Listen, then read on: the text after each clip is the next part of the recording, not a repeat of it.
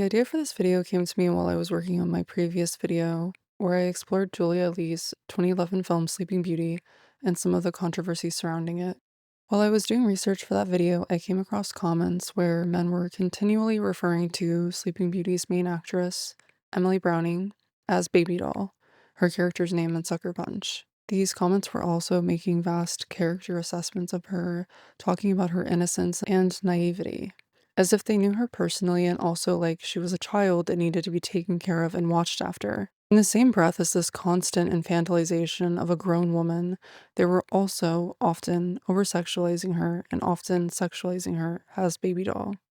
I was well aware that Sucker Punch had a large cult following, but I've only been able to view the film through the lens of my own life and my own experiences, and perhaps naively assumed that its fan base was primarily women, and that they enjoyed the film for the same reasons that I do. Zack Snyder himself seems to be under the same impression as me, since he stated this in an interview for Letterboxd. To be frank, the people I've run across who've come to me and said, Sucker Punch is my favorite movie, are normally angsty teenage girls. So I was a bit surprised by these comments from so many men and their extreme attachment to Emily by only seeing her as the character Baby Doll. I understand that it's not that literal, and these men do understand that she obviously isn't actually the character, but the traits that they were associating with her seem more connected to the personality of Baby Doll instead of Emily's personality.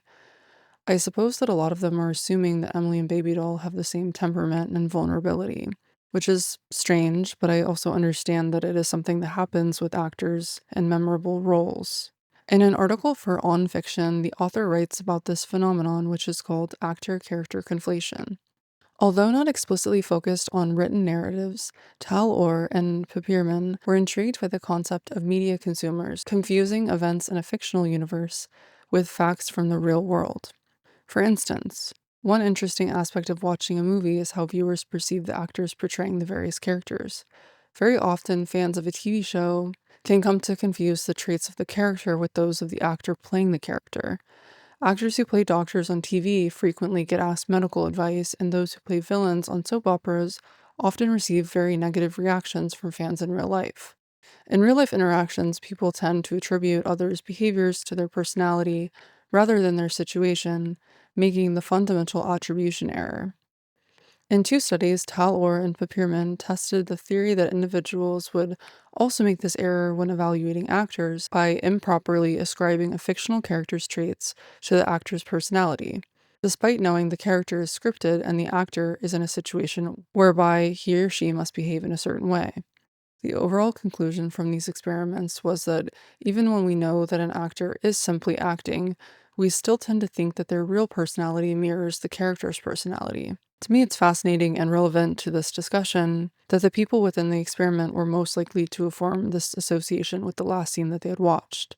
So, in talking about Emily Browning and Baby Doll, it feels like it isn't simply actor-character conflation causing these men to form such a strong connection between Emily and her character in Sucker Punch, since most of the comments that I was seeing were from people who had seen the film Sleeping Beauty, so that would be their most current character association. Also, I would like to note that the roles that Emily Browning gravitates towards, to me, seem a lot of the time to be controversial or intense roles, so this assumption of innocence and naivety seems almost purely attached to her embodiment of Baby Doll only. So there must be another reason.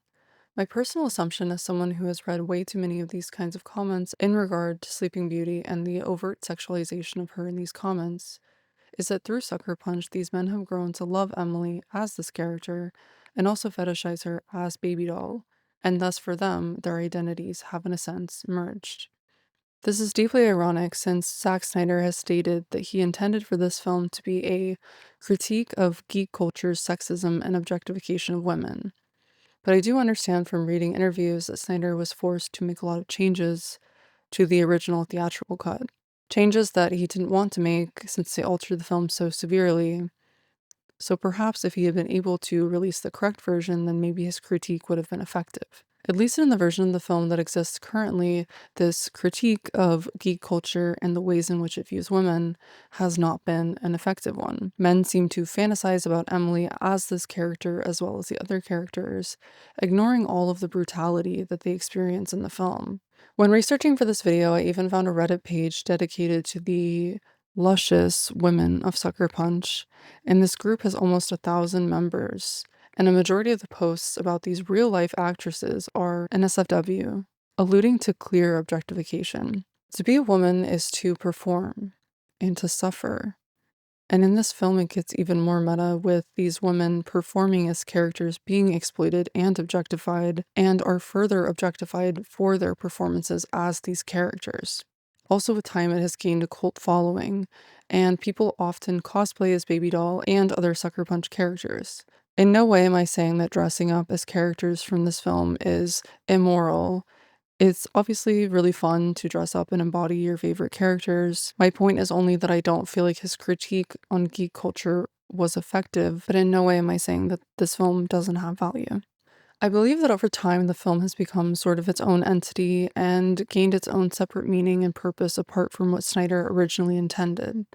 The film, even with all of its dreamy, surreal elements, is an accurate depiction of the hopeless reality of the female experience and the horrors of living in a patriarchal system. And it also perfectly illustrates the lengths that we will go to escape the horrors of our lived reality as women. Oftentimes, by letting ourselves become absorbed into fictional worlds and media that offer us escapism from the system that imprisons and exploits us, or by romanticizing our own lives so that the brutality of our own suffering, in a way, can become beautiful to us, which can help to alleviate the intensity of that suffering in moments where it feels like there is little else to do to escape. This film also has a meta quality to it, which is obvious even without my personal analysis. But the meta quality that I'm discussing here is different. It's that the film itself acts for us, the viewers, as a form of escapism. We can use the film to escape our own world, one that is also harsh and cruel towards women, and imagine a world where we are able to successfully fight against the forces that bind us. The film begins by drawing back the curtains of the stage, where we see Baby Doll on a set that mimics, and eventually becomes her bedroom. Baby Doll looks like a doll in the room of a dollhouse, and this illusion is even stated explicitly in her name.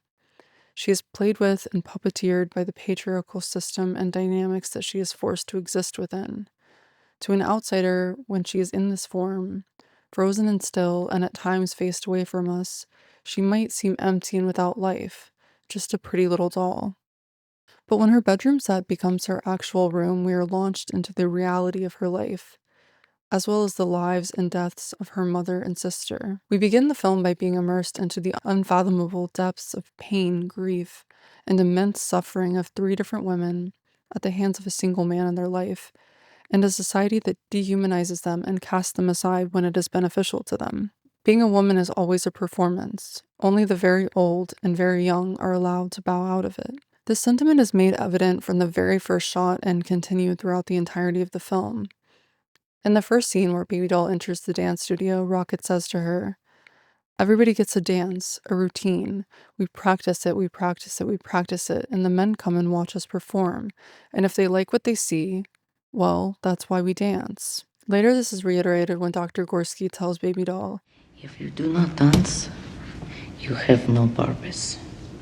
And we don't keep things here that have no purpose. You see your fight for survival starts right now." There are layers to this statement.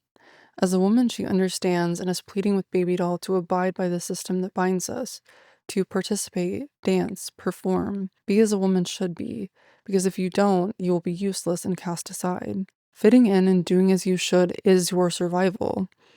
Dr. Gorski's character in this film acts as a different kind of woman in this system.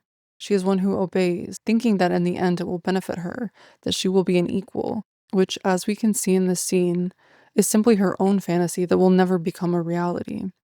But that is not for you to decide, that is for me to decide. Here's the thing.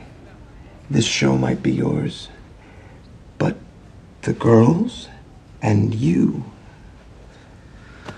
are mine.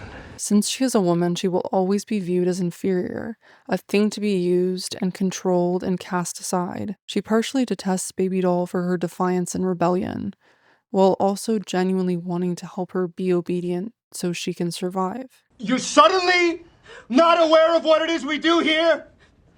I teach them to survive. You. But even in death, we must still perform. Mr. President, the late Marilyn Monroe. In the original ending, when Baby Doll is in the chair in the basement with Blue, she's already been lobotomized. When the cop shines the light on her, the set breaks apart, and she stands up and she sings a song on stage. Blondie and all the people that have been killed join in, and it's the idea that in a weird way, even though she's lobotomized, she's kind of stuck in this infinite loop of euphoric victory. It's weirdly not optimistic and optimistic at the same time.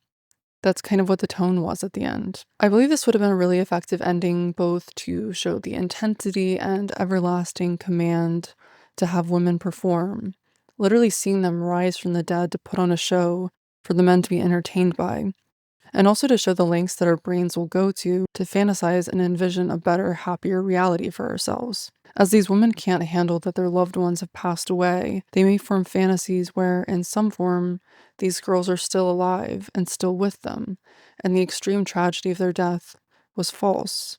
The constant performance, even in death, reminds me so much of the fictional and real-life women who have passed away while young and have been used physically after passing, or their image and story has been used for entertainment and arousal. And as the girls state in the film, okay, and if Blue finds out, we're dead. It's not gonna be, oh, sorry, Blue, we won't do it again, because we'll be dead. We're already dead.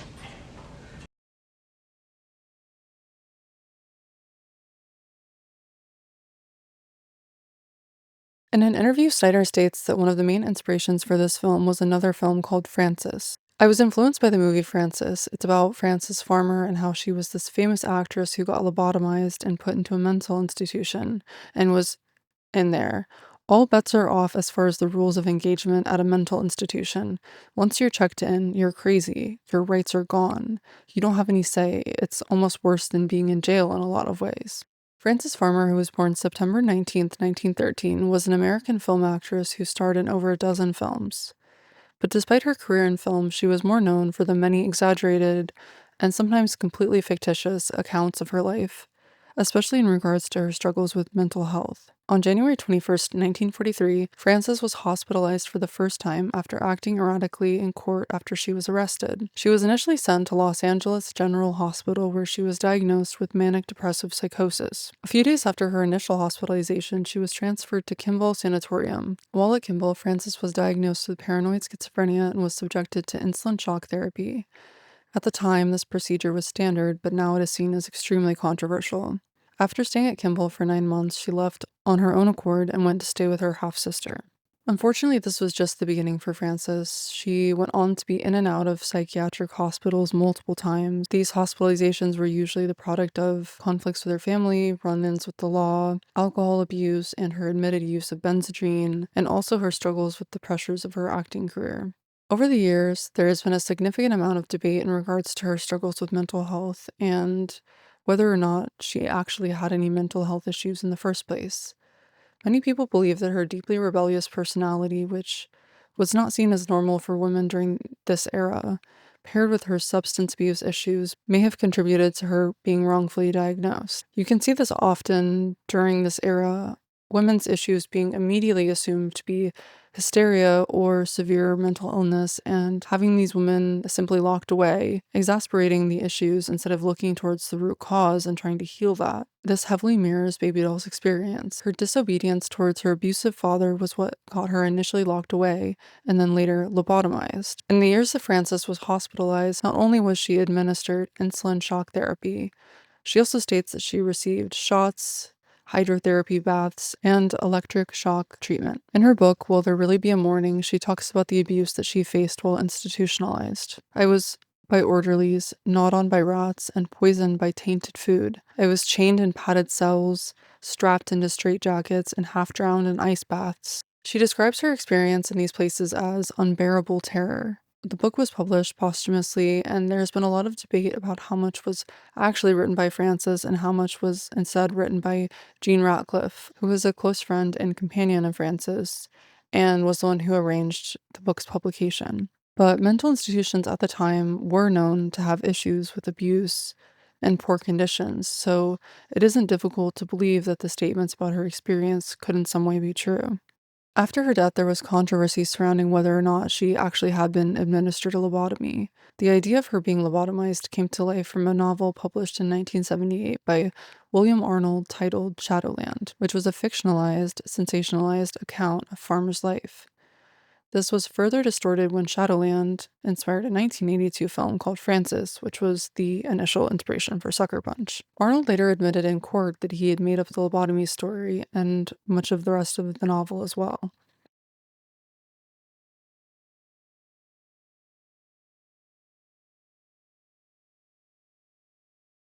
The history of psychiatry is replete with examples of poor outcomes for women in need, often women who sought medical help. Lobotomies are an extreme but illustrative example. Ask medical students about the lobotomy's history, and you will probably hear a narrative similar to that of the U.S. Public Broadcasting Service's acclaimed 2008 documentary, The Lobotomist. In the 1940s, when psychiatric asylums were understaffed, underfunded, and overcrowded, neuropsychiatrist Dr. Walter Freeman popularized psychosurgery to liberate patients from the hopelessness of therapeutic nihilism and the probability of lifelong custodial care. The most frequently performed lobotomy was the transorbital. A physician guided a long cannula. Freeman first used an ice pick through the patient's eye socket and into the brain, and then moved it left to right, a motion some have compared with that of a windshield wiper, to sever the patient's lower frontal lobes. In 1937, Freeman and surgeon James Watts published on the surgery's benefits, based on a case study of 6 patients with psychiatric symptoms.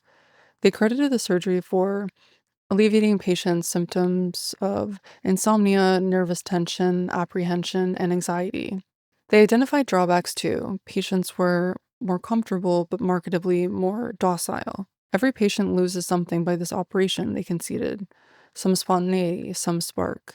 All the same, scientific acceptance of lobotomies grew. In 1949, its putative founder was awarded a Nobel Prize.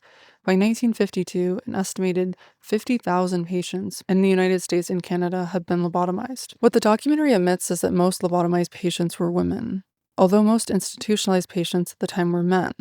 This gaping disparity noted by scholars is made more troubling by the general silence surrounding it today. Yet the disparity has been in plain view from the start.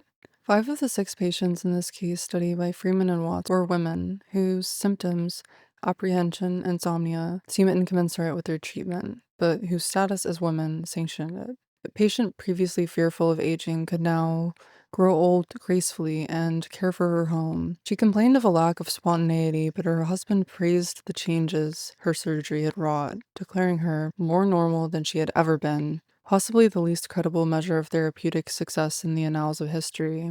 By 1942, 75% of the lobotomies Freeman and Watts had performed were on women. Sucker Punch, which is set in an ambiguous sort of late 1950s, early 1960s world, perfectly explores this disparity in the treatment of male and female institutionalized patients. In the very beginning of the film, we see Baby Doll suffer many great losses. Her mother passes away, and her greedy stepfather attempts to harm both her and her sister after finding out that his late wife left everything to her 2 daughters. In an attempt to save her sister's life, she tries to kill her stepfather, but instead accidentally kills her sister. She's devastated and runs away, only to be caught by the police who, of course, believe her stepfather over her. When institutionalized, the man running the asylum also sides with her father, even if he doesn't believe him. Father is willing to do or pay anything to shut her up, so she can't speak out about his actions. And the man running the asylum wants the women there to be as mentally and physically weak as possible, so he has more power and control over them. This mirrors the reality of many women of that era who weren't obedient and the ways in which many of their husbands praised the results of the surgery. I cannot even begin to imagine the terror of being forced into those operations and having everything that makes you stolen forcibly away, as well as all of the other horrific ways that women were treated in these institutions, as we can see from learning about Frances Farmer's story. Thankfully, at least for Baby Doll, being lobotomized allowed her to permanently escape to some sort of blissful fantasy world where she doesn't have to live with the guilt of what she accidentally did to her sister. And the man who forcibly and wrongfully did this to her was arrested for maltreatment. The use of institutions to allow men to control and silence the women in their lives reminds me of Zelda Fitzgerald's story, the wife of renowned author Scott Fitzgerald. Zelda should have been the one that was remembered as the true artist of the two, but was unfortunately a victim of Scott, the time she lived in, and the abuse of psychiatric institutions. While Scott and Zelda were together, she allowed him access to her personal writing and diaries, which he stole from to use in his own work, without ever giving her any credit. He also stole her spoken words. The famous line, "I hope she's beautiful and silly, a beautiful little fool," was spoken by Zelda after giving birth to their child, a baby girl, and was then used in Scott's most popular novel, The Great Gatsby. When their relationship became too toxic for her to continue, she asked him for a divorce, to which he refused, locking her in their home until she took back her request. After this, the arguments between the two became much worse, and eventually, in 1930, Zelda was admitted into a psychiatric hospital. This began an era of Zelda going in and out of different institutions, much like the story of Frances Farmer. In 1932, while she was still institutionalized, she began to write a novel about her own life story. She sent the manuscript for the novel to Scott's publisher, and when Scott found out about the book, he was livid, since he had planned to use much of that material for his own upcoming novel. Scott then forced Zelda to edit her novel and remove the portions that he wanted to use for himself, and even went on to tell people that she had been the one plagiarizing him. This novel was her only book that was published while she was alive, and because of her husband's extreme jealousy, it was received with horrible reviews, causing her to fall further into her depression. She did begin writing a second novel, but tragically she passed away before she was able to finish it. She died, trapped in an institution, awaiting electroshock therapy, when a fire broke out in a room that she was locked in. Her story is deeply, deeply tragic. She was used and stolen from, and in her lifetime wasn't given the praise that she should have gotten for both her creative contribution and her own work. Dime novels were paperback fiction books that became popular in the US around 1860 and remained pretty popular until the early 1900s. They were given this nickname because most of them cost only about 10 cents. They were seen as low-quality fiction, but they were beloved regardless. Women, more often than not, were major characters in these novels. Many of the novels were described as romances and featured a hero or heroine struggling against all the odds to get married. Dime novel heroines played leading roles even in the adventure stories and the historical fiction focused on colonial times or the American Revolution. These women could be daughters, wives, mistresses, captives, and even experts with firearms. Essentially, all of these archetypes, daughters, wives, mistresses, captives, and experts with firearms especially, are all represented by the characters in Sucker Punch. This film becomes for us essentially what the novel was to Victorian-era women. We are able to find comfort in this fictional world, imagining that we too are able to pick up swords and guns and fight for our freedom, while also being able to relate to the women in the film and their treatment in the institution, and their struggles with the men who harm them. It is both an escape and solace to not feel so alone in the horrors of our female existence. The purpose of dime novels during the Victorian era was to uphold the values and morals of the time, and marriage was often the only goal of the main character, and there were severe consequences in the novel for women who had any kind of sexual relationship outside of the marriage. Despite these stern warnings disguised as fiction, the backs of dime novels reveal a different story. After the morality tales come the letters of the lovelorn, written by real women seeking advice about abusive relationships, harassing bosses, and unwanted pregnancies. Advertisements offer thinly veiled abortion services by doctors who can only be contacted via P.O. boxes because abortion was illegal. Potions and strange apparatuses also address an unnamed problem, though presumably everyone understood what they were for. The back pages of the popular fantasy tales of that era expose the true story of women's lives for what they really were. It's been difficult to find a ton of extra information about these advice columns, especially the ones that discuss heavier topics. But from what I've researched, some of these advice columns were called agonies or agony columns. These were printed in the backs of books like dime novels, and women were able to anonymously seek advice from other women in a time where they couldn't openly ask for this kind of advice. These anonymous women would write out their agonies, and a writer would respond with advice. It's a beautiful sentiment. These women, despite knowing that they were in danger by doing so, forming a community and a way of communication to help other women, since at the end of the day, they were usually all facing similar problems at the hands of the society they lived in. This feels so directly related to Sucker Punch. The connections and compassion between the women in the film, even though most of them barely knew each other, they are all willing to risk or sacrifice their lives for the betterment of the other women. The newest and most dedicated book buyers were the young women who migrated from farms into the city starting in the late 1800s, becoming known as New Women. They worked in factories, sweatshops, as domestic help, and in white-collar offices. They lived together in boarding houses. Their work was often dangerous when not drudgery, and always required long hours. They saved their pennies to purchase dime novels, where they found escape in the tales of young women, like themselves, facing terrible challenges, albeit of a more fanciful variety. A renegade prince or evil aristocrat could help allay or distract from the pain and confusion of dealing with a rough boyfriend or disrespectful boss. This feels like a direct allusion to the fantasy versions of the lives of the girls in Sucker Punch that exists over top of the actual reality of their life in the asylum, and also about how we find comfort in being able to relate to their experiences and their pain. It becomes our escapism. It's a survival tool. You don't think you're strong enough? You are. You're afraid. Don't be. You have all the weapons you need. Now fight.